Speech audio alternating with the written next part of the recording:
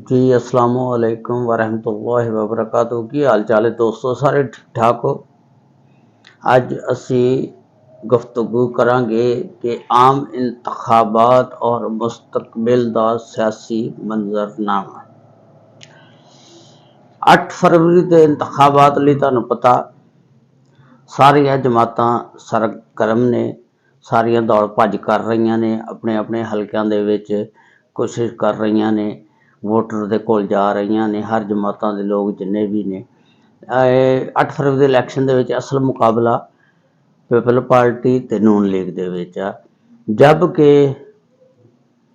बल्ले का निशान इमरान खान की पार्टी नूं नहीं मिलिया। वो आज़ाद हैसियत दे नाल इलैक्शन दे विच हिस्सा लै रहे हैं। तुहानूं पता इस वक्त इंतखाबी माहौल बड़ा सरगर्म है। बिलावल भुट्टो ने भी पंजाब दे विच आके डेरे ला लए ने, आसफा भुट्टो भी, जरदारी साहब भी सारे पंजाब च आ गए ने। पहला मौका कि बिलावल भुट्टो साहब जिहड़े ने लाहौर दे विचों हल्का 127 दे विचों इलैक्शन लड़ रहे हैं। इस वक्त बिलावल भुट्टो साहब की बहुत ज़्यादा कोशिश आ कि वह PTI दे वोटरां नूं तोड़ सके। इस वास्ते वो PTI दे वोटरां नूं तोड़ने वास्ते उन्होंने अपनी तोपां का रुख जिहड़ा नवाज शरीफ साहब की तरफ कर दिता। उन्हां दे इस वेले निशाने दे उत्ते मुस्लिम लीग नून और नवाज शरीफ तो अलावा होर कोई चीज़ नहीं। उन्होंने अपनी तोपां का, बंदूकों का रुख जिहड़ा सारा उधर नूं करता, ताकि वह जिस वेले नवाज शरीफ साहब के खिलाफ बोलणगे, तोपां का रुख उधर करनगे, तो उहदे बदले दे विच PTI के जिहड़े वोटर ने उन्हां दीयां हमदर्दियां वो समेट सकण, उन्हां दीयां हमदर्दियां लै लैण, उन्हां दा वोट अपने तरफ कर सकण। लेकिन यह बहुत मुश्किल आ, क्योंकि जिहड़ा PTI का वर्कर आ और सपोर्टर आ, वो अपनी पार्टी दे नाल खड़ा, तो लिहाजा नवाज शरीफ दे ते बिलावल भुट्टो साहब बहुत ज़्यादा तनकीद कर रहे हैं। लेकिन नवाज शरीफ साहब का हौसला वेखो कि उन्होंने अपनी पार्टी नूं, पूरे वर्करां नूं मना करता कि इस दे उत्ते जवाबी हमला ना किया जाए, ना इहदी किसी गल का जवाब दिता जाए। बल्कि तुसी देखो कि आसफ जरदारी साहब बिल्कुल खामोशी के नाल पिछे बैठे ने, उन्होंने किसी किस्म का कोई भी बयान नहीं दिता, क्योंकि उन्होंने पता कल नूं मुस्तकबिल दे विच जदों इलैक्शन तो बाद हुकूमत बननी है, हो सकता पीपल पार्टी उहदी हिस्सेदार होवे। उस तो इलावा तुसीं देखिया होना, लोग कहते ने नवाज शरीफ साहब बहुत ढिले चल रहे ने, स्लो ने, इलैक्शन मुहिम की उन्होंने शुरुआत नहीं की। तुसीं देखो मानसरा लाहौर के जलसे जिहड़े होए ने, उन्हें पार्टी दे विच और वोटर दे विच, वर्करां दे विच एक जान पाती है, और उन्होंने बड़ी धूमधाम दे नाल जलसे जुलूस शुरू करते ने, और वोटर भी बड़ा बढ़ चढ़ के आ रहा।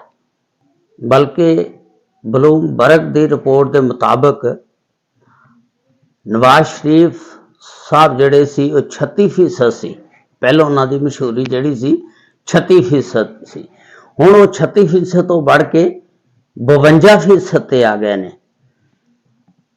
तो उन्होंने कहा कि बिल्कुल इमरान खान दी यानी उन्होंने ज़्यादा 52 तो भी, तो उन्होंने करीब 3 पहुँच गए ने, उन्होंने 52% रेटिंग हो गई है। लिहाजा उन्होंने कोशिश आ पूरी भी वो बढ़ चढ़ के इलैक्शन दे विच हिस्सा लैण, ते हुण उन्होंने शुरू कोशिश कर दी है। तुहानूं पता पहलों तो सारे लोगों को यही शको शुबहात सी, यानी पे इलैक्शन होने या नहीं होने, हर बंदा कहता सी नहीं होणगे, कहता सी नहीं होने। हुण भी वो जोशो खरोश नहीं पाया जाता, तुहानूं पता कि जो आम इंतखाबात के दिनों च पाया जाता, क्योंकि ये PTI भी इलैक्शन तो अलहदा हो गई आ, उन्होंने बल्ले का निशान नहीं मिलिया।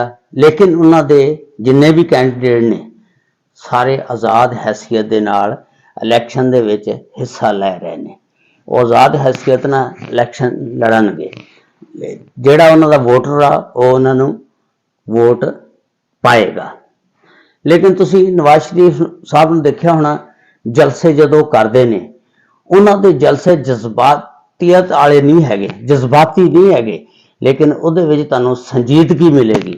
उन्हों की कोशिश आ कि ये जदों इलैक्शन हो जान, जिहड़ी भी मखलूत हुकूमत बने तो वो इन्नी मजबूत होवे कि वो ताकि इस मुल्क नूं, इस मुल्क की मैशियत नूं सांभ सकन।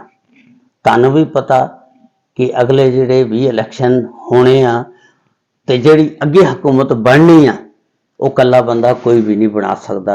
एक मखलूत हुकूमत ही बनेगी और मखलूत हुकूमत इन्नी मजबूत होवे कि कल नूं मुल्क की मैशियत बेहतरी की तरफ जा सके। असी लोग एक दूजे दे लड़ाइयां झगड़ियां दे विच फसे हुए हैं, लिहाजा 8 फरवरी नूं सानूं सारिआं नूं चाहीदा बाहर निकल के अपना अपना वोट कास्ट करो ते लड़ाई झगड़े छड़ दिओ, मुल्क की बेहतरी की तरफ जाओ। अल्लाह ताला साडे मुल्क नूं अपने हिफ्ज़ व अमान च रखे और नई जिहड़ी भी आने वाली हुकूमत आ, अल्लाह ताला उहनूं कामयाब करे। साडियां दुआवां पाकिस्तान दे नाल ने, इस पाकिस्तानी अवाम दे नाल ने। अल्लाह ताला सब नूं अपने हिफ्ज़ व अमान च रखे। अस्सलामु अलैकुम व रहमतुल्लाहि व बरकातुहू।